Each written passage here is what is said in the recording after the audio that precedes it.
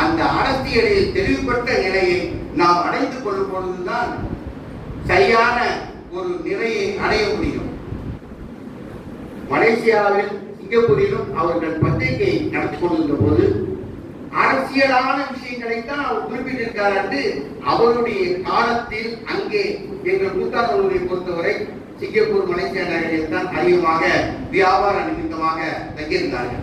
அந்த பத்திரிகைகளை வெளிவந்த போது அது இங்கே கொண்டு வந்திருக்க வேண்டியது அது இழந்துவிட்ட காரணம், அந்த பத்திரிகை ஒரு பிரதியை ஓராண்டுக்கு முன்பு ஒரு வீட்டில் சுத்தம் செய்த போது கிடைத்தது. அதை நான் அங்கே எடுத்து வந்திருக்க வேண்டும். நான் பிறகு எடுத்துக் கொள்கிறேன் என்று வந்துவிட்டேன். அதனால் அந்த பகுதி எனக்கு கிடைக்கவில்லை. இருந்திருந்தால் உங்களுக்கு காட்சியாக கொடுத்திருப்பேன். 1985ஆம் ஆண்டு வரதட்சணைக்கு எதிராக ஒரு கழகத்தை நாங்கள் தோற்றுவித்தோம் ஜமால் முகமது கல்லூரியில். அது தமிழகம் முழுக்க பல்வேறு கல்விகளில் ஆன்டி டிவரி அசோசியேஷன் என்று அந்த